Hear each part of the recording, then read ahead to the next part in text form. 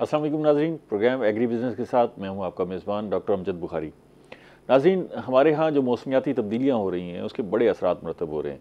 हम देख रहे हैं कि या तो बारिशें ज़्यादा हो रही हैं या फिर बारिश ही नहीं हो रही, और बारिशें नहीं हो रही तो उसकी वजह से बहुत सारे मसाइल जन्म ले रहे हैं। उसमें इंसान भी मुतासर हो रहे हैं, साथ साथ जानवर भी मुतासर हो रहे हैं और हमारी फसलें भी मुतासर हो रही हैं। आगे क्या बनने जा रहा है अगले 10 सालों में? हमें दुनिया डरा रही है कि आप वो मुल्क हैं जो मौसमियाती तब्दीलियों से बहुत ज़्यादा मुतासर होने जा रहे हैं। तो वो मौसमियाती तब्दीलियाँ हैं क्या और उससे हम कैसे मुतासर होंगे? एक तो हमें नज़र आ रहा है कि बारिश नहीं हो रही, हमारे गले ख़राब हो रहे हैं, लंग्स के प्रॉब्लम हैं, दमे के मरीज़ बढ़ रहे हैं, ये बज़ाहिर जो है हम फील कर रहे हैं, जो हमें नज़र आ रहा है। लेकिन हमारी फसलें जो है वो भी मुतासर हो रही हैं, शदीद मुतासर हो रही हैं। जो असरात हम पर पड़ रहे हैं वैसे ही हमारे जो पौधे हैं वो जानदार हैं, हमारे जो जानवर हैं वो भी जानदार हैं, उन पर भी वैसे ही असरात मरतब हो रहे हैं। एक तजर्बा किया हमने मसनूई बारिश का लाहौर में। जो एयर क्वालिटी इंडेक्स था वो इतना ख़राब हो गया कि हमें ज़रूरत पड़ी कि जी किसी न किसी तरह फ़ज़ा से बारिश हो ताकि फ़ज़ा में जो आलूदगी है उसे कम किया जाए। उस मसनूई बारिश को देखेंगे, मसनूई बारिश है क्या और उस पर अखराजात कितने होते हैं, क्या हमारे जैसे मुल्क के लिए मुमकिन है कि हम मसनूई बारिश कर सकें, फिर उसका स्पैन क्या है, कितने एरिए में हम कर सकते हैं, कितनी शिद्दत से कर सकते हैं, क्या उसमें कोई नुकसानात भी हैं, इंसानी जानों के लिए नुकसान है, हमारी ज़मीनों के लिए भी नुकसान हो सकता है, ये भी देखेंगे। और कोशिश करेंगे कि कोई ऐसा सलूशन भी हो जो हमारे पास अपने पास जो इससे इस सारी सूरत से बचने के लिए अगर कोई राय है वो भी आपको दे सके। ये हमारे आज के प्रोग्राम का मौजू है। मैं सबसे पहले आपको अपने मेहमानों का तारुफ करवा दूँ। मेरे साथ पहले मेहमान मौजूद है शफ़क़तुल्लाह मलिक साहब। आप महकमा मौसमियात से ताल्लुक़ रखते हैं, मेट्रोलॉजिकल ऑफिसर हैं। उनसे जानेंगे कि मौसम की क्या सूरत हाल है। इनके नाम से तो हम रोज़ ही वाकिफ़ हैं, इनके महकमे के नाम से तो हमें हर वक्त वास्ता पड़ता है, लेकिन उनसे जानेंगे कि जी महकमा मौसमियात कर क्या रहा है। दूसरे मेहमान मौजूद हैं डॉक्टर मोहसिन खान साहब। आपका ताल्लुक ज़रई यूनिवर्सिटी मुल्तान से है और क्लाइमेटिक चेंजेस पे भी गहरी नज़र रखते हैं, और उनसे भी जानेंगे कि बारिश की क्या सूरत हाल है और क्या असरात मुरतब हो रहे हैं। तीसरी मेहमान मौजूद है डॉक्टर फ़हमीदा जबीन साहिबा। आप ज़करिया यूनिवर्सिटी मुल्तान से मुंसलिक हैं और शोबा केमिस्ट्री से, जो केमिकल साइंसेज हैं, उनसे वाबस्ता हैं। उनसे जानेंगे कि जी वो क्या केमिकल्स हैं जो अप्लाई करते हैं हम ख़ास तौर पे आर्टिफिशियल रेन में, और उसके क्या असरात हैं। तीनों मेहमानों का बेहद शुक्रिया। शफ़क़त साहब, पहले तो ये बताएं कोई मौसम के हवाले से क्या खबरें, कोई अच्छी खबर भी है, कोई बारिश वारिश के इम्कान है? सर ऐसा है कि अभी जो दिसंबर चल रहा है लास्ट वीक ना, इसमें तो इसमें बहुत कम चांसेस हैं। अगर फ्राइडे मतलब चांसेस हैं लाइट ट्रेन के। महकमा मौसमियात से हस्ब मामूल कोई अच्छी खबर जैसे नहीं आती वैसे अब भी नहीं है। तो अगर जनवरी का आउटलुक देखें वेदर के हवाले से ना, तो जनवरी के फर्स्ट वीक में लाइट ट्रेन के चांसेस हैं। तो वो स्पेल होगा तकरीबन 2-3 दिन का ना, कुछ ज़्यादा नहीं है, जैसे मतलब ज़्यादा देर रहता है ना स्पेल। मतलब मुकदी मुकाव बारिश नहीं है ऐसे ही जी मुराद तो यही होगी ना। वो स्पेल भी पता नहीं कहाँ कहाँ आप कहेंगे जी हम तो ड्रिजलिंग कही थी और वो पता नहीं चोरिस्तान में हो गई है, हुई है। जी जी है। तो मुल्तान, जनूबी पंजाब के बेशतर इलाकों में, डेरा गाजी खान, बहावलपुर में कोई इम्कान फिलहाल नहीं है। जनवरी के फर्स्ट वीक में है लाइट ट्रेन के चांसेस हैं, और सेकंड वीक में भी हैं, मतलब 14 से लेकर 16 तक ना। ये मौसम बारिशों का है वैसे? मौसम तो है, लेकिन ये क्लाइमेट चेंज हो रहा है ना, इसकी वजह से ना मतलब जो है बारिश का स्पेल है वो इसी वजह से लोगों को गुस्सा आता है महकमा मौसमियात में बारिशें नहीं हो रही यार, ये क्या कोई अच्छी पेशगोई भी नहीं करती। मतलब वो तो कुदरती एक चीज़ है, तो इस वजह से। अच्छा, चलें इस पर मज़ीद बात करते हैं। डॉक्टर साहब, ये बताइएगा कि ये जो मौसमियाती तब्दीलियाँ हैं, कभी तो बहुत ज़्यादा बारिशें हो जाती हैं और कभी बारिश को तरस जाते हैं, तो ये एक्चुअली है क्या? और हम जिससे पूछते हैं कि भाई हमें बताएं तो सही महकमा ये जो मौसमियाती तब्दीलियाँ हैं होने क्या जा रही हैं, तो कहते हैं जी बस वो अनसर्टेनिटी ही मौसमियाती तब्दीली है। एक्चुअली है क्या? जी बिल्कुल, जो आपने खुद ही जो लफ्ज़ कहा है अनसर्टेनिटी, बेसिकली हमारा जो क्रॉपिंग पैटर्न था हमने उसको एक रिदम के मुताबिक सेट किया हुआ है। हमारी क्रॉप्स उसके मुताबिक सेट हुई हुई है कि इस स्पैन के अंदर उनको बारिशें मिलती हैं, स्पैन के अंदर इतना टेम्परेचर मिलता है, ह्यूमिडिटी मिलती है।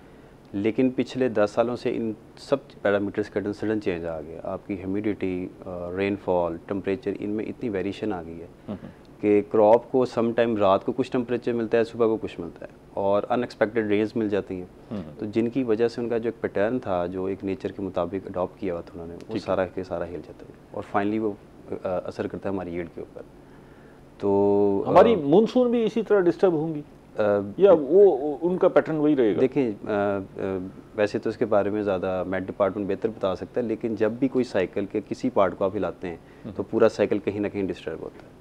आप किसी भी ब्लॉक के बिल्डिंग के किसी ब्लॉक को अगर निकाल देंगे, एक्सपेक्टेड डिस्टर्बेंस क्या हो सकती है मानसून में, जो हमारा सीजन जुलाई अगस्त में एक्सपेक्टेड क्या हो सकता है कि बारिशें बहुत ज़्यादा बारिशें ज़्यादा भी हो सकती हैं। एक्सपेक्टेड यही है कि बारिशें ज़्यादा हो जाएं मानसून के अंदर, जो हम लास्ट कुछ ईयर्स में देख रहे हैं।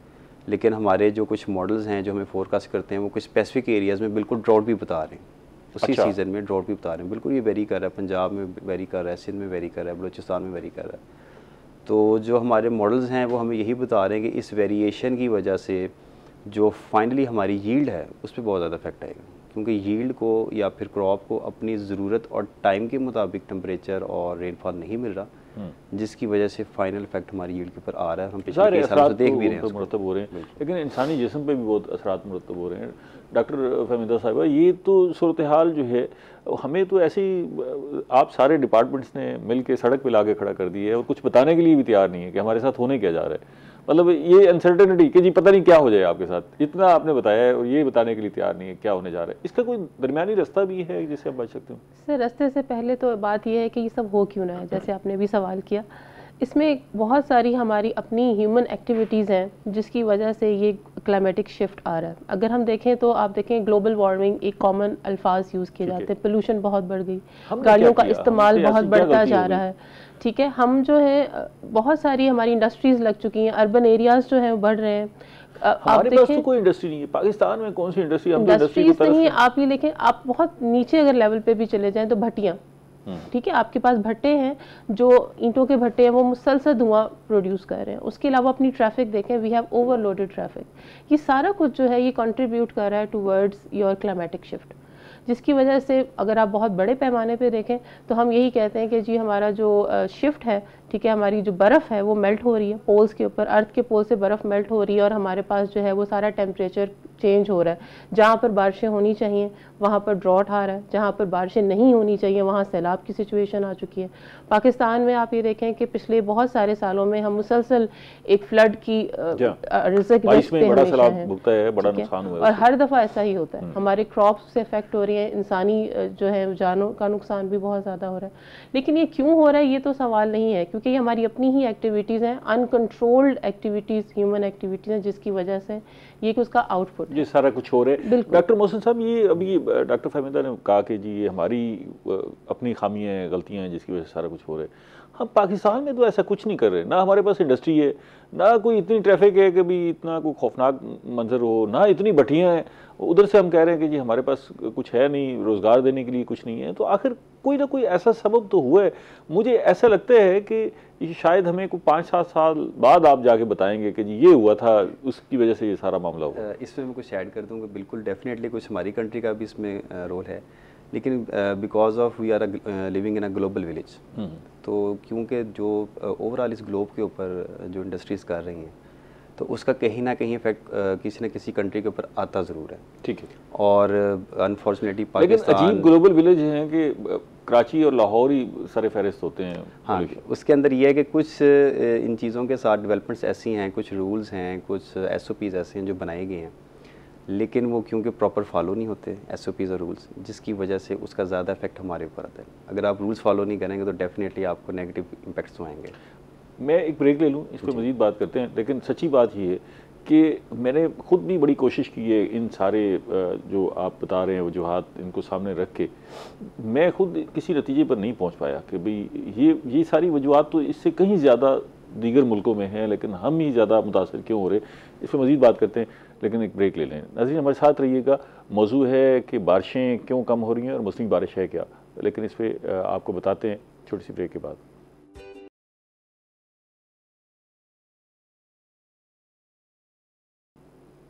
वेलकम बैक नाज़रीन, हम बारिशों पर बात कर रहे हैं और ख़ास तौर पर मौसमी बारिश भी जो है हमारा मौजू है।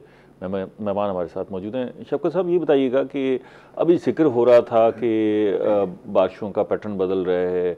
अच्छा, अब इसमें जहाँ ये पैटर्न बदल रहा है, मौसम जो है वो तेज़ी से ऊपर नीचे हो जाता है, वहाँ उसकी इन्फॉर्मेशन हम तक पहुँचना बड़ा ज़रूरी हो गया ना। जी जी कि जी, तो क्या महकमा मौसमियात इसके लिए तैयार है? उसने कोई तैयारी कर ली है कि भी हमें जो है कोई इन्फॉर्मेशन, फर्स्ट हैंड नॉलेज हमारे तक पहुंचाना और बर वक्त पहुंचाना, उसके लिए कोई तैयारी कर रही है, या वो उसी तरह जिस तरह माजी में आप हमें इन्फॉर्मेशन देते रहे वैसे ही देते रहे? नहीं, मतलब देखें, अभी जो है पाकिस्तान मेट्रोलॉजिकल डिपार्टमेंट मतलब इसमें रिसर्च भी करता है ना। हाँ। मतलब मुख्तलिफ क्लाइमेट मॉडल यूज़ करके कि आया कि नेक्स्ट क्या मतलब होंगी चेंजेस इसमें ना, रेनफॉल का पैटर्न क्या है, टेम्परेचर का पैटर्न क्या है, मतलब हिस्टोरिकल डाटा को देख के मतलब जो फ्यूचर जो है प्रोजेक्शन वो भी करता है ना। इसके लिए मतलब लोगों को अवेयरनेस भी देता है, अर्ली वार्निंग भी जैसे होती है, ठीक है, ड्राउट की हो गई या मतलब इस चीज़ को ना। तो आप वेल इक्विप्ड हैं, आपके पास खुद इतने ये रिसोर्सेज हैं कि आप पहले तो आप कलेक्ट करेंगे फिर हमें बता पाएंगे ना। जी जी, मतलब मुख्तलिफ इंस्ट्रूमेंट है, लेकिन जापानीज़ है उनकी भी मतलब हेल्प होती है। जैसे मतलब हम ये तवक्को रखें कि आपके पास इंटरनेशनल स्टैंडर्ड के जो पैरामीटर्स हैं वो मौजूद हैं, उसी के मुताबिक आपके इक्विपमेंट्स हैं, रेडार्स हैं, आप हमें सही बताएंगे। जी जी जी, तवक्को रखें। जी जी। क्यों जी डॉक्टर साहब, तवक्को है आपको? बिल्कुल जी, पूरी तवक्को है और ये काफ़ी अच्छा काम भी कर रहे हैं। अच्छा, हमने खुद भी ऑब्जर्व किया कि प्रीवियस कुछ ईयर्स के अंदर जो इनकी प्रेडिक्शंस होती हैं वाकई वैसे होते हैं। हम उसको डे बाय डे प्रेडिक्शन को अपने स्केड्यूल के मुताबिक एडजस्ट कर सकते हैं। अच्छा, अगर हमें परसों पता लग रहा है कि प्रेसिपिटेशन है तो दैट मीन्स है। अच्छा ये बताइएगा डॉक्टर साहब, इस वक्त आप प्रेसिपिटेशन की बात कर रहे हैं, तो ये जो क्लाइमेटिक चेंजेस हैं इससे सारा कुछ मुतासर होगा? मतलब हमारे यहाँ जो चालाबारी है वो भी उसी तरह, जो बर्फ़बारी है वो भी उसी तरह, बारिशें, मतलब ये सारी प्रेसिपिटेशन मुतासर होगी या सिर्फ बारिशें मुतासर होंगी? प्रेसिपिटेशन ये सारी फॉर्म्स हैं, ये इन्हीं की हेल्स की, ज़ालाबारी की, ठीक है, इसकी फॉर्म्स ही हैं। तो अगर इसमें से कोई एक इम्प्लीमेंट या फिर एक फैक्टर भी इफेक्ट हो रहा है तो डेफिनेटली आपकी पूरी की पूरी चेन इफेक्ट होगी। ठीक है, तो आपका जो पूरा बर्फबारी भी ऐसे हो सकती है या ज़्यादा हो सकती है, बहुत ज़्यादा हो सकती है। जब आप क्लाइमेट की बात करें तो उसमें हर चीज़ आ जाएगी, उसके अंदर हर चीज़ आ जाएगी। और कहीं अचानक जो है वो यालाबारी भी हो सकती है। बिल्कुल ऐसे ही। और हमने क्लाउड बर्स्ट भी हो सकता है। एविडेंस भी देखे हैं हमने इसके पिछले कुछ ईयर्स के अंदर कि ऐसी जगहों पे जाके बर्फ़बारी हो रही है कि आप एक्सपेक्ट नहीं कर सकते थे। अपर पंजाब के अंदर लाहौर वगैरह की साइड के ऊपर फसलों के ऊपर इस तरह कर रही है। तो ये बड़ी एक अनप्रेडिक्टेबल चीज़ें हो रही हैं पिछले कुछ सालों से। ठीक है डॉक्टर साहब, आप क्योंकि केमिकल साइंटिस्ट हैं, कोई ऐसा काम भी हम कर रहे हैं जिसकी वजह से हम फ़ज़ा को ख़राब कर रहे हों, आलूदगी? एक तो आपने बताया ना कि भट्टी है, कुछ और भी ऐसा कुछ हो रहा है? जैसे मेरी एक राय है कि मुझे लगता है कि हम जो फ्यूल बर्न कर रहे हैं सड़कों पर, शायद वो सब स्टैंडर्ड है, बाकी दुनिया में यूज़ कर रही है, मे बी कि हम उस क्वालिटी का फ्यूल ना यूज़ कर रहे हो, जिसकी वजह से हमें ये सामना करना पड़ रहा है। क्योंकि भट्टियाँ, हमने भट्टे बंद करवा दिए, फिर भी सारे भट्टे बंद करवा दिए, फिर भी आलूदगी मौजूद है। हमने फसलों की बाकियात पे पाबंदी लगा दी, फिर भी आलूदगी मौजूद है।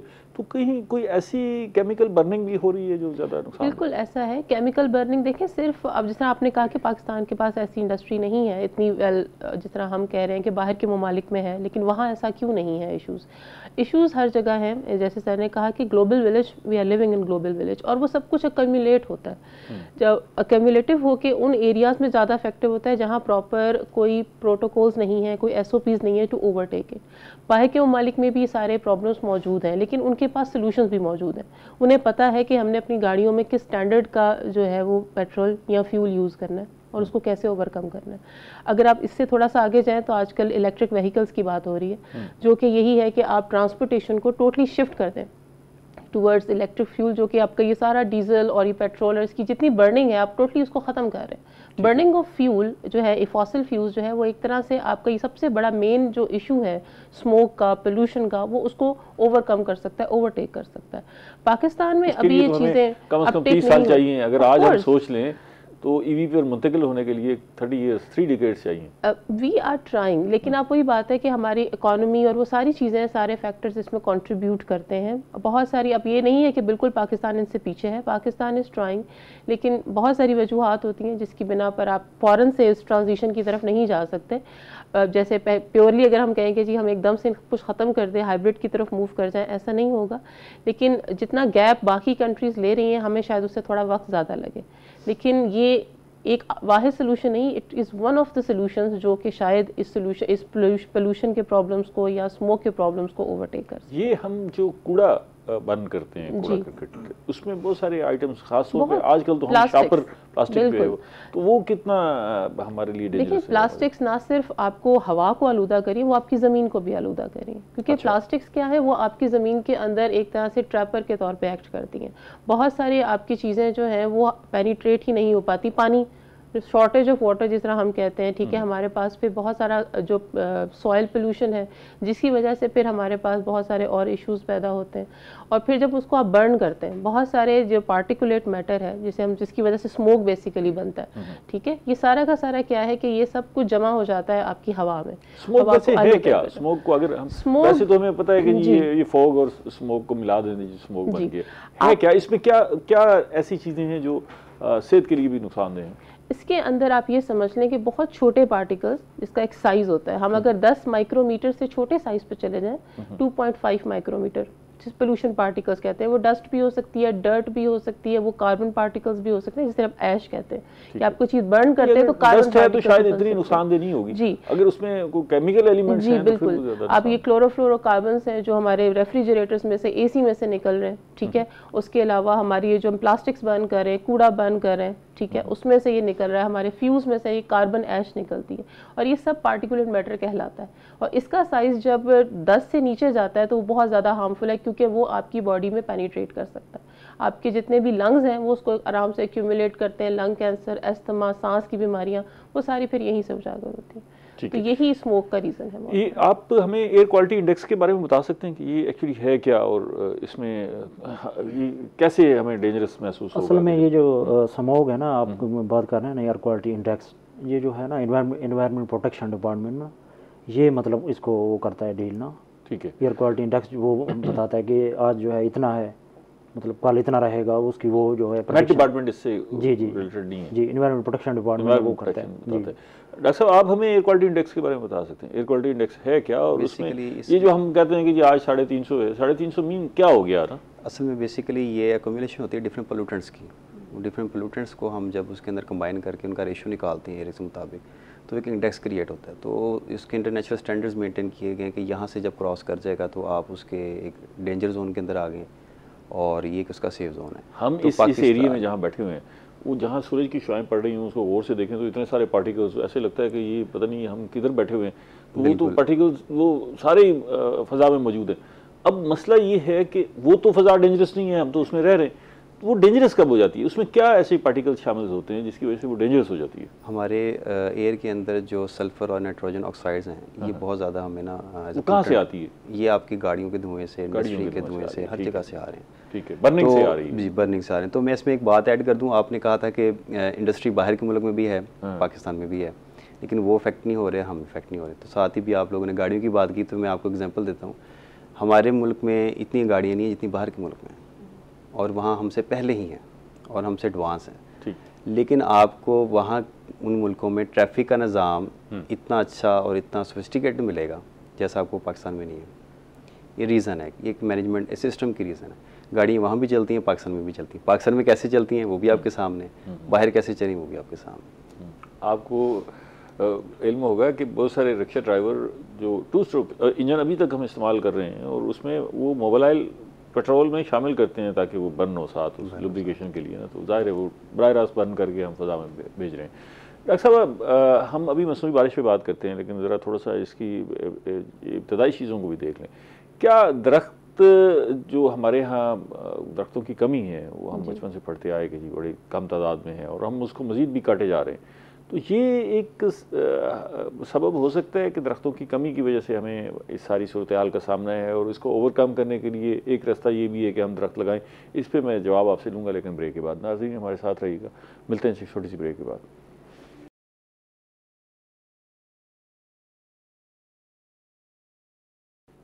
वेलकम बैक नाजरीन। हम बारिशों पे बात कर रहे हैं, बारिशों की कमी पे बात कर रहे हैं। माहिरीन हमारे साथ मौजूद है। डॉक्टर साहब, मैं आपके पास एक सवाल छोड़ के गया था कि ये दरख्तों की जो कमी है, कि हम एक तो बैन अक़वामी तौर पर बहुत पीछे खड़े हुए हैं, तो ये जो एक इकोलॉजिकल सिस्टम है, कहीं उसको हमने डिस्टर्ब कर दी है कि ज़ाहिर है उसकी वजह से हमें ये मुश्किल का सामना है, और हम ज़्यादा दरख्त लगा के इसको बेहतर कर सकते हैं? सर बिल्कुल ऐसा है, क्योंकि दरख्त जो है वो एक नेचुरल इकोसिस्टम बनाते हैं, जो आपको हवा में वो प्रेसिपिटेशन या ह्यूमिडिटी जिसकी हम बात करते हैं, जो कि आपकी सबब बनती हैं फिर बारिशों का, नेचुरल बारिशें जिसे हम कहते हैं, उसका सबब बनते हैं। जब हम मुसलसल जो है वो दरख्तों की कमी का बायस बनते हैं तो उसमें ऑटोमेटिकली हमारा जो वेदर है वो अफेक्ट होता है। आपके पास हीट रिसोर्सेज बढ़ जाती हैं, आपके पास टेम्परेचर चेंज आता है, आपकी ह्यूमिडिटी अफेक्ट होती है, और जब ये सारे फैक्टर्स अकम्युलेट होते हैं तो आपकी बारिशें जो हैं उनमें कमी ऑटोमेटिकली आपको वक्त के साथ साथ महसूस होना शुरू हो जाती है। तो ये वाकई एक फैक्टर है, और अगर आप इसको ओवरकम करने की बात करें तो यस, हमें बहुत सारे इलाकों में जहाँ पर ये पोल्यूशन बहुत ज़्यादा है वहाँ पर दरख्तों का लगाना बहुत ज़रूरी है, ताकि हम इस चीज़ को कम से कम वहाँ पर जो पोल्यूशन है उसको थोड़ा सा ओवरकम ज़रूर करें। लेकिन अगर आप कहें कि सिर्फ यही सोल्यूशन है, ये वन ऑफ द सोल्यूशन है कि आप इसके अंदर लॉन्ग टर्म में जो है वहाँ पे दरख्तों की पैदावार बढ़ाए। ओनली सिर्फ एक ही ये सोल्यूशन, ये मेजर सोल्यूशन हो सकता है। अच्छा शफकत साहब, ये आप जब डाटा लेते हैं तो जहाँ पर दरख्त ज़्यादा हैं, शजरकारी ज़्यादा है, दही इलाका है, वहाँ बारिशों का पैटर्न और जहाँ ऐसा नहीं है वहाँ फ़र्क आता है? कोई आपको महसूस होता है शजरकारी ज़्यादा है वहाँ से फ़र्क? मतलब देखें ना, जहाँ पे मतलब प्लांटेशन है वहाँ पे टेम्परेचर का भी फ़र्क होता है, तो प्रेसिपिटेशन के भी ऑफ कोर्स है। जैसे सपोज करें ज़्यादा अमूमन वहाँ, जी जी जी, ठीक है, मतलब जो मेजर सोर्स हैं जैसे ये समंदर वगैरह हैं, वो भी एक मेजर सोर्स हो गया। जो जहाँ दरख्त ज़्यादा होगा वहाँ टेम्परेचर, समंदर तो हो गया, इवेपोरेशन हो रही है, चलो ठीक।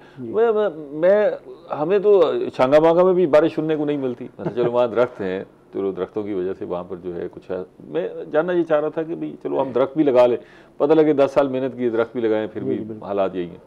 असल में ये है कि टेम्परेचर जो है हमारे जो होती है हीटिंग, टेम्परेचर हमारे बढ़ रहे हैं, मतलब ग्लोबल वार्मिंग हो रही है, वहीं बात आ जाती है कि ह्यूमन एक्टिविटीज़, तो दोबारा इसको रीऑर्डर करना पड़ेगा ह्यूमन एक्टिविटीज़ को, हमें अपने आप को जरा जो है वो ढालना पड़ेगा हालात के मुताबिक। जी, जैसे डॉक्टर साहब ने बात की है ना, जो ईंट वाले भट्टे होते हैं, सपोज करें कि अगर समोग है, समोग की बात कर रहे हैं, तो इसको मतलब गवर्नमेंट ने ना ज़िग-ज़ैग टेक्नोलॉजी यूज़ की थी ना, तो वो लोग नहीं कर रहे। अब तो मतलब कर रहे हैं, मतलब कर भी रहे हैं, फिर उसके बावजूद भी सारा ब्लेम भट्टों पर ही जा रहा है। तो मतलब मैं यही कह रहा हूँ कि ऐसा लग रहा है कि हम कहीं ना कहीं कोई चीज़ मिस कर रहे हैं। मुझे ऐसा लगता है कि हम कहीं ना कहीं कुछ चीज़ मिस कर रहे हैं। हम जिन शोबों पर ब्लेम कर रहे हैं, बट हमने बंद भी करवा दिए, फसलों की बाकियात भी ख़त्म करवा दी, ठीक है ना, उसके बावजूद जो है पोल्यूशन में कमी नहीं आ सकी ना। अब लाहौर में बहुत सारे इक़दाम किए, उसके बावजूद सूरत हाल हुई थी। आगे चलते हैं, ज़रा मसनूई बारिश पे भी बात कर रहे हैं। डॉक्टर साहब ये बताइएगा, पहले तो ये मसनूई बारिश के बारे में अगर कोई आप हिस्ट्री इससे आगाह हैं तो ज़रा हमें हिस्ट्री बताइएगा कि कब ख्याल आया लोगों को कि जी मसनूई बारिश भी हो सकती है, और क्या ये भी ज़रूर बताइएगा कि क्या हम ये फितरत और कुदरत के ख़िलाफ़ तो कहीं नहीं जा रहे? जी बिल्कुल, अगर इसमें स्टार्ट यहाँ से लिया जाए कि हम कहीं ना कहीं इंटरफेयर कर रहे हैं इन्वायरमेंट को, तो लेकिन ये है कि कभी अपनी ज़रूरत के मुताबिक या इमरजेंसी केसेस में इंटरफेयर करना ठीक है, लेकिन अगर आप इसको अपना रूटीन मैटर या फिर कोई परमानेंट सोल्यूशन के तौर पे ले रहे हैं तो वो बिल्कुल ठीक नहीं है। क्योंकि हम जब भी हिस्ट्री देखते हैं तो हम जब भी नेचर के अगेंस्ट या नेचर के जो उसका एक सर्कल होता है उसमें इंटरफेयर करते हैं तो उसमें कहीं ना कहीं इंटरप्शन आती है फिर हमारे लिए। तो ये है कि हम बेसिकली क्लाउड सीड्स जो होते हैं उनको हम इंट्रोड्यूस करवा देते हैं इन्वायरमेंट के अंदर। तो ऑलरेडी इन्वायरमेंट के अंदर जो एक इवेपोरेशन की वजह से जो वहाँ पे ह्यूमिडिटी होती है, जिसे आप कह सकते हैं पानी होता है वहाँ पे, तो वो इकट्ठा होके इतना अपना वेट क्रिएट कर लेता है कि वो as a in the form of precipitation, in the form of rainfall वो ज़मीन तक आ जाता है। ऐसा नहीं है कि हवा में बिल्कुल भी वहाँ पे पानी ना हो या ह्यूमिडिटी ना हो। अलग अलग करके देते हैं। पहले तो आपने इसको एक्सेप्ट किया कि भी ये हम फितरत के ख़िलाफ़ जा रहे हैं, तो एक कुदरत का निज़ाम है, बारिश होना ना होना। अच्छा, फिर दीनी एतबार से भी बहुत सारी चीज़ें हमारी बारिश से रिलेटेड हैं। हज़रत सल्लल्लाहु अलैहि वसल्लम ने अपनी ज़िंदगी में भी जब तूफ़ानी बारिशें होती थी तो वो दुआ फरमाया करते थे कि अल्लाह ताला बरकत वाली बारिश अता फरमाए, ठीक है ना। और मेरा ख्याल है कि शायद कौमे ओद पर अजाब जो आया था वो हवा का अजाब था, ठीक है ना जी। तो वो इसका जिक्र भी करते थे कि जी ऐसा कोई जो है वो ना हो। तो ये हमने बहुत सारी चीज़ों में जो इकोसिस्टम है उसको खुद डिस्टर्ब कर दी है, ठीक है, शायद वो भी सबब बन रहा हो। लेकिन ये जो बारिशों वाला मामला है, ये जिस किस्म की हम बारिशें जिस अंदाज से करना चाह रहे हैं या मसनूई बारिशें करना चाह रहे हैं, ऐसा तो नहीं होगा कि इससे भी इकोसिस्टम गड़बड़ हो जाए आपके ख्याल में? देखिए जी, excess of everything is bad. आप किसी चीज़ की भी अगर एक्सेस कर लेते हैं तो आपके लिए बुरी है। अगर आप ज़रूरत के मुताबिक या इमरजेंसी में या किसी चीज़ की रेमेडी के लिए कर रहे हैं तो दैट इज़ फाइन। अभी जो कुछ हम कर रहे हैं वो तो ज़ाहिर ज़रूरत के मुताबिक कर रहे हैं, दुनिया में जहाँ भी हो रही है ज़रूरत के मुताबिक, इतना जायज़ है, इतना जायज़ है। और ये जो है हमारी जो कुदरत का निज़ाम है वो कहीं डिस्टर्ब नहीं होगा इससे, इतने से तो हमारे पास गुंजाइश है। लेकिन अगर हम इसको नॉर्मल रूटीन में कर लें कि हमने अब ये फलाने हर वक्त बारिश करवाते रहे, फलानी जगह पे किसी ऑर्डर पे बारिश कर रहे हैं या फिर किसी को पसंद आ गई बारिश तो वहाँ पे बारिश करवाने लग गए हैं, तो कंपनियां खुली हैं बारिश करने की, तो फिर वो काम खराब हो जाएगा। ठीक है। अच्छा, अब डॉक्टर साहब आप बताइएगा कि ये जैसे डॉक्टर मोहसिन ने कहा कि ये क्लाउड सीडिंग है, क्लाउड सीडिंग से मुराद ये होगी कि हम कोई बीज बोते हैं जी बिल्कुल बारिश का। अच्छा, इसके लिए एक तो ज़रूरी है कि पहले बादल मौजूद हों, बिल्कुल, या बादल भी हम मसनूई बना सकते हैं? देखिए, मसनूई बादल की टेक्नोलॉजी मौजूद है, ऐसा नहीं है कि नहीं है, लेकिन वो उसको हम बनाना जो है उससे बेहतर है कि क्लाउड सीडिंग का फिनोमेना, उसमें हमें मसनूई बादल बनाने की ज़रूरत नहीं है। आप ऐसे बादल जिसमें बहुत कम ह्यूमिडिटी है या ये कह लें कि उसमें बारिश के काबिल नहीं है, वो खाली बादल है, जिसे हम खाली बादल कहते हैं। Warm clouds, wet cold clouds, ये दो मुख्तलिफ तरह की टाइप्स हैं।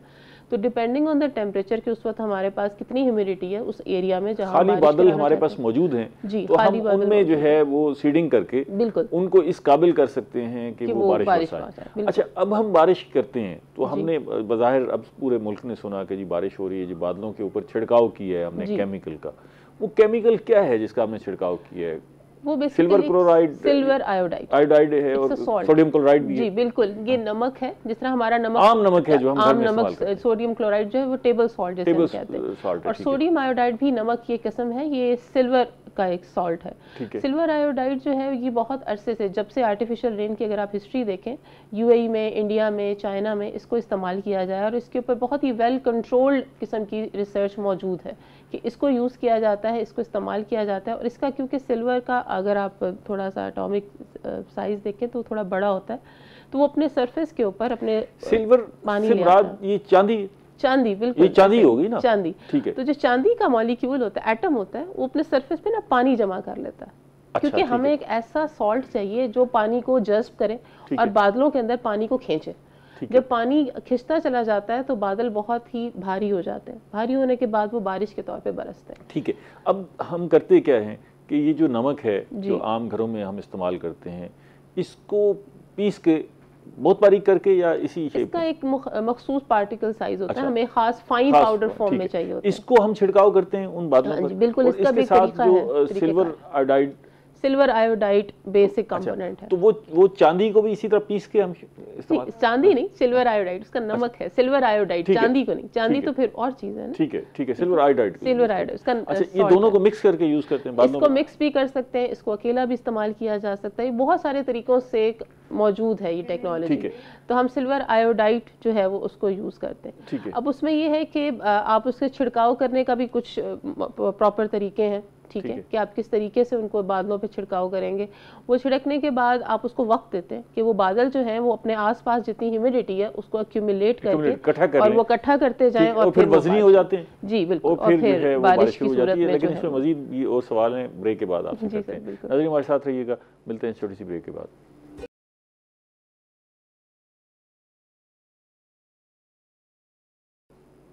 वेलकम बैक नाजरीन, हम बात कर रहे हैं मौसमी बारिश पे और एक्सपर्ट्स हमारे साथ मौजूद हैं। डॉक्टर साहब आप जिक्र कर रहे थे, उसको वहीं से कंटिन्यू कर लेते हैं कि हमने ये जो सिल्वर आयोडाइड और सोडियम क्लोराइड उसका छिड़काव किया नमक का, और उससे जो है वो बादलों के अंदर नमी इकट्ठी हो गई, इर्द गिर्द से भी वो इकट्ठी कर लेते होंगे, वो नमी इकट्ठी हो जाती है, फिर वज़नी हो जाते हैं, बारिश शुरू हो जाती है।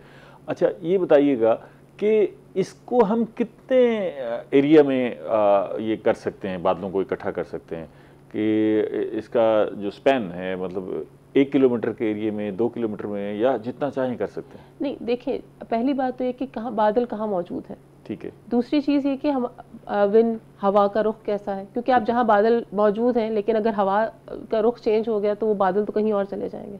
अच्छा, ठीक है, तो वो भी जरूरी है। हम तो रोक नहीं सकते, वो देखिए कुदरती है ना, हवा चल पड़ेगी तो बादल तो कहीं और चले जाके बरस जाएंगे। फिर ह्यूमिडिटी, कि उस एरिया में जहाँ बारिश करना चाह रहे हैं या उस पैमाने पे ह्यूमिडिटी इतनी होनी चाहिए कि वो जमा हो जाए। अगर वहाँ पे ह्यूमिडिटी बहुत कम है या है ही नहीं तो आप जितना मर्जी क्लाउड सीडिंग कर लें, वहाँ पे बारिश के बहुत कम इम्कानात हो जाते हैं। अच्छा। फिर प्रेसिपिटेशन लेवल होते हैं, मतलब बहुत सारे फैक्टर्स हैं जो हमें मेट डिपार्टमेंट से, EPA वालों से हम हेल्प लेके और उसके बाद जो है आप क्लाउड सीडिंग डिसाइड करते हैं और फिर एरिया और उसका पूरा एक एरिया डिसाइड किया जाता है कितने एरिया तक हम बारिश कर सकते हैं।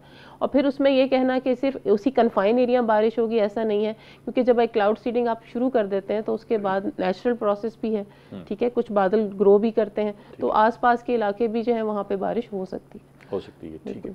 डॉक्टर मोहसिन ये बताइएगा कि एक तो ये हमने इस जो मसनूई बारिश लाहौर में हुई है उसमें देखा कि हमने बादलों पर जो है हवाई जहाज़ के साथ जाके छिड़काव किया। एक तो ये बताइएगा कि बादल की हाइट भी हम देखते हैं कि इस हाइट पर जो है बादल होंगे तो वो कारामद हैं, उससे ऊपर हो जाएंगे या नीचे हो जाएंगे तो वो कारामद नहीं रहेंगे। दूसरा ये बताइएगा कि हवाई जहाज़ के अलावा भी कोई तरीका है कि हम इस स्प्रे को, इस छिड़काव को कर सकें? बेसिकली अभी तक जो प्रैक्टिस की गई है वो हवाई जहाज़ की है, क्योंकि इसके लिए हमें एक हाइट की रिक्वायरमेंट तो है, क्योंकि डेफिनेटली जब भी आपने क्लाउड्स को कहीं पे फाइंड आउट करना है तो आपको एक स्पेसिफिक हाइट पे एटमॉस्फेयर के अंदर जाके मिलते हैं। तो अगर आपको ज़मीन से इस सीडिंग की ज़रूरत हो तो उसके लिए आपको हैवी इक्विपमेंट्स की भी ज़रूरत है और वो एक कर सकते हैं, हो सकती है, लेकिन एक डिफरेंट रेंज हो जाती है। ठीक है। तो उसके अलावा ये है कि जिस तरह मैडम ने बताया कि इन्वायरमेंट बहुत ज़्यादा इसके अंदर काउंट करता है कि आपका इन्वायरमेंट किस तरह का है, क्या वहाँ पे फिजिबल पॉसिबिलिटीज़ हैं रिगार्डलेस ऑफ द हाइट, ठीक है। तो अगर आप उस स्पेसिफिक हाइट पे जाके भी आपको वैसी फिजिबल कंडीशंस नहीं मिल रही तो वहाँ पे जाके आपके लिए फिर मुश्किल हो जाता है इसको रेनफॉल क्रिएट करना। अच्छा, ये शौकत साहब अभी मैडम ने जिक्र किया कि हम मेट डिपार्टमेंट से भी सारा कुछ कलेक्ट करते हैं इन्फॉर्मेशन, वो आप क्या क्या गाइडलाइन देते हैं कि अगर हमने मसनूई बारिश बरसानी है तो मेट डिपार्टमेंट हमें क्या हेल्प कर सकता है उस वक्त? असल में ये है ना कि वहाँ जो विंड डायरेक्शन होती है वो भी बहुत मैटर करती है। अच्छा, तेज़ हवा चल रही है तो बारिश रुकेंगी नहीं, मतलब ये जो है ना हर लेवल पे ना हम जो है ना विंड डायरेक्शन भी विंड डायरेक्शन आप देंगे, विंड स्पीड देंगे, उसके बाद टेम्परेचर है। अच्छा। वो भी बड़ा मैटर करता है ना कि मतलब हर लेवल पे, ठीक है। ये लाजमी नहीं है कि इधर सपोज करें कि 24 टेम्परेचर चल रहा है तो आप ऊपर चले जाएं तो वहाँ आपका भी यही होगा, जैसे ऊपर होंगे तो टेम्परेचर कम होता जाएगा ना, मतलब ये सारी चीज़ें देखनी होती हैं। अच्छा, जी, आपने ऊपर भी टेम्परेचर बताना है। जैसे मतलब अभी बात कर रहे थे ना क्लाउड की, तो मतलब लो क्लाउड भी होते हैं, मीडियम भी होते हैं और हाई भी होते हैं। ज़्यादातर जो मतलब प्रेसिपिटेशन होती है ना वो लो क्लाउड में होती है। तो ये ऐसे क्लाउड होते हैं मतलब 2000 फीट भी कह लें, 3000 पे कह लें, 15000 पे भी होते हैं जो नीचे हैं बादल। जी, उन पर सीडिंग बेहतर हो सकती है और वहाँ बारिश का इम्कान ज़्यादा है। ट्रोपोस्फियर में ना, ठीक है, तो उसमें जो है ना ये बेहतर होती है। तो एक जो क्लाउड है मतलब ना CB क्लाउड हम बोलते हैं, मेट्रोलॉजी की टर्म है, ठीक है, निम्बो क्यूमुलस उसे बोलते हैं ना। अच्छा। वो मतलब बारिश बरसाते हैं वो जो क्लाउड होते हैं। अच्छा, जैसे हम इधर हमारा जो मतलब उनके अंदर सलाहियत भी होनी चाहिए ना बारिश बरसाने वाली, अगर वो उस सलाहियत वाले बादल होंगे तो फिर जी ऐसे है। मतलब हर चीज़ हम देख रहे होते हैं ना, मतलब वैसे हमारी आम आदमी की कोई पहचान है कि ये सुरमई रंग का है, सफ़ेद रंग का है, ये बारिश बरसाने वाला है? नहीं, मतलब देखें जो पुराने लोग हैं ना, मतलब देखते हैं आप आसमान की तरफ, बता देते हैं कि ये जी बता देते हैं ना कि ये जो है रेड कलर का हो गया, ऐसे मतलब ना डार्क कलर का, सॉरी ये डार्क कलर का हो गया, लगता है कि बारिश होने वाली है ना, ऐसे मतलब ना, मतलब आम आदमी को पता नहीं चलेगा कि ये कौन सा बादल है, उसका नेम जो है ना, ठीक है, क्योंकि इनके नेम है, ठीक है, मतलब जैसे सीरस क्लाउड है, निम्बो क्यूमुलस है, आल्टो क्यूमुलस है, ठीक है, मतलब इसकी नेम है, टाइप्स है ना बादल की, ठीक है। तो मतलब वो स्पेसिफिक बादल आएगा तो फिर आप उसके लिए सारा एनवायरनमेंट प्रोवाइड करते हैं जो ये करना चाह रहे हो। ठीक। अच्छा डॉक्टर साहब ये बताइएगा कि अभी आपने कहा कि जी हम छिड़काव कर लेते हैं, इसका मतलब है कि वो तो कोई डेंजरस केमिकल भी छिड़काव हो सकता है वहाँ पर, उसके साथ एक्यूमुलेट होकर इसको वेपन के तौर पर भी यूज़ हो सकता है? नहीं, वेपन के तौर पे किस तरह से, देखिए नमक है, सॉल्ट जिसे हम कहते हैं, सोडियम क्लोराइड, जो हम घरों में इस्तेमाल भी कर रहे हैं, लेकिन उसमें होता है कि फ़र्क होता है कि किस तरह का क्लाउड मौजूद है। जैसे अभी सर ने कहा कि कुछ हमारे वार्म क्लाउड्स होते हैं, ठीक है, टेम्परेचर जो है वो डिसाइड करता है कि हम सिल्वर आयोडाइड यूज़ करेंगे, टेम्परेचर डिसाइड करता है हमने सोडियम क्लोराइड यूज़ करना है, ह्यूमिडिटी डिसाइड करती है कि हमने कौन सा मेथड यूज़ करना है। करंट में जब जनरेटर्स जो हैं, अर्थ के जो जनरेटर्स हैं, जो टावर्स लगाए जाते हैं, वो भी यही काम कर रहे हैं कि सोडियम आयोडाइड के फ्लेयर्स जो है वो रिलीज़ करते रहते हैं। अच्छा। काफ़ी ज़्यादा वो हवा में क्योंकि रेस हो जाते हैं और फिर वो क्लाउड लेवल पे जाके वो क्लाउड सीडिंग का काम कर सकते हैं। अच्छा, तो ये भी फिनोमेना मौजूद हैं, बिल्कुल ऐसा ही है। तो जनरेटर्स, अर्थ जनरेटर्स हैं, टावर्स जनरेटर, ड्रोन्स, इन UAE में इनका बहुत इस्तेमाल किया जा रहा है, कि ड्रोन्स के जरिए जो है वो क्लाउड सीडिंग की जाती है, कि अगर आप एयरक्राफ्ट के जरिए नहीं तो न्यू टेक्नोलॉजी जो है वो ड्रोन्स की तरफ जा रही है, आप उसके जरिए lower cloud, yes of course, और वायबल भी, फाइनेंशियल वायबल भी है, और ऑब्वियसली वो कंट्रोल भी है, क्योंकि आप उसको कंट्रोल कर सकते हैं, कंप्यूटराइज्ड है, डिजिटलाइज्ड है, तो आप उसको कंट्रोल। इसके लिए जो हार्श वेदर है वो कोई रुकावट तो नहीं है? जैसे हमारे यहाँ तो रिकॉर्ड है कि 53 को भी टच किया टेम्परेचर ने, और हमें उस वक्त ज़रूरत होती है कि ऐसी बारिश हो जो ज़रा टेम्परेचर डाउन कर दे, तो इस 50 डिग्री टेम्परेचर में भी हम ये कर सकते हैं ये सारा कुछ? देखिए 50 डिग्री सेंटीग्रेड में क्या हमारे पास ह्यूमिडिटी इतनी होगी? असल सवाल तो ये, अगर हमारी वेदर कंडीशंस ही सूटेबल नहीं है तो हम क्लाउड सीडिंग कर ही नहीं सकते। सबसे इम्पॉर्टेंट ही है कि हमें, क्योंकि ये just like a chemical reaction जैसे हम अपनी लैब्स में करते हैं, आप अच्छी कंडीशंस देंगे तो आपके पास फ्रूटफुल रिजल्ट आएगा, वरना तो वो यूजलेस है सारी एक्टिविटी। ठीक है डॉक्टर मोहसिन साहब, ये बताइएगा कि ये अभी हम ज़्यादा जिक्र कर रहे हैं और हमें मसला भी एयर क्वालिटी का हुआ और उसको हमने फोकस किया और इसके लिए किया, और कहीं कहीं जो है वो ज़्यादा गर्मी की वजह से भी हमें इसका फ़िक्र होती है, इसकी फ़िक्र होती है। क्या इसको एग्रीकल्चर पर्पज़ के लिए भी हम इस्तेमाल कर सकते हैं इन फ्यूचर के? हमें जहाँ ड्राउट है, अच्छा ख़ास तौर पे हमारे बरानी इलाके हैं जहाँ पर हम काश्तकारी सिर्फ करते हैं कि जी बारिश होगी तो उस पर निसार है, तो अगर बारिश नहीं हो रही तो हम आर्टिफिशियल रेन के जरिए उनकी आपाशी कर सकें? जी डेफिनेटली एग्रीकल्चर तो जो बेसिकली एक मेन पिलर इसका ये पानी है, वाटर है। तो समटाइम्स बाज़ जगहों पे ऐसी कंडीशंस होती हैं कि हमें रिक्वायरमेंट होती है कि यहाँ पे सम अमाउंट ऑफ रेनफॉल हमें मिल जाए, कुछ ज़्यादा भी ना हो लेकिन सम अमाउंट ऑफ रेनफॉल मिल जाए। वो हमारे सॉइल मॉइस्चर को इतना कैपेबल कर देती हैं कि हमारे प्लांट की ग्रोथ हो जाती है उसके अंदर। तो अगर स्टेट लेवल के ऊपर इस तरह की कोई पॉलिसीज़ हों कि स्टेट उसको कंट्रोल कर रही है और स्टेट प्रोवाइड कर दे इस तरह के स्पेसिफिक जोन्स के अंदर, स्पेसिफिक पैचेस के अंदर, तो रिक्वायर्ड टाइम में अगर हमें ये फैसिलिटी मिल जाए तो that will be definitely fruitful और वो बेनिफिशियल हो सकती है, एग्रीकल्चर की बिल्कुल हो सकती है। अच्छा, लेकिन उसमें पानी की मिकदार इतनी हो सकती है कि भाई वो एग्रीकल्चर मैं हाँ जी, मैं वही जिक्र कर रहा हूँ कि इतना सॉइल मॉइस्चर बहुत ज़्यादा नहीं कि आप स्टैंडिंग वाटर उससे ले लें या फिर आप वहाँ पे फ्लड इरीगेशन एक्सपेक्ट करें। सॉइल मॉइस्चर के पास कुछ कैपेसिटी इंक्रीज़ हो जाएगी कि वो अपने प्लांट्स के कुछ आने वाले दिन मज़ीद अच्छे तरीके से गुजार सकें। ठीक, प्रोग्राम का वक्त बड़ा महदूद है, ये सर बता दीजिएगा कि इससे हम सिर्फ ड्रिजलिंग कर सकते हैं या हैवी रेन भी कर सकते हैं? सर ये ड्रिजलिंग से लेके हैवी रेन और कुछ पुराने अगर हम हिस्ट्री देखें तो यहाँ तक एक्सपेक्ट हुआ था हैवी फ्लडी रेन्स भी हो सकती हैं अगर आप इसको कंट्रोल ना कर सकें। अच्छा। चोलिस्तान में, पाकिस्तान में ही 2000 में ये पूरा एक एक्सपेरिमेंट किया जा चुका है कि चोलिस्तान के एरिया में मुख्तलिफ आर्टिफिशियल रेन्स जो थी वो इंड्यूस की गई और वहाँ करवाई गई और बहुत कामयाब जो थे वो एक्सपेरिमेंट्स किए गए थे और उसमें ये सारी जो artificial rain using aircraft technology वो इंड्यूस भी की गई और वो बाकायदा जो है वो बहुत अच्छे तरीके से इम्प्लांट किया और वहाँ पर अच्छी रेंज थी। वक्त ख़त्म हो गया, बस सिर्फ एक फ़िक्र में बता दीजिएगा कि ये कहीं किसी के लिए नुकसानदेह है ये जो कुछ हम स्प्रे करते हैं नीचे ज़मीनों के लिए, जानवरों के लिए, इंसानों के लिए, या नहीं? It's okay.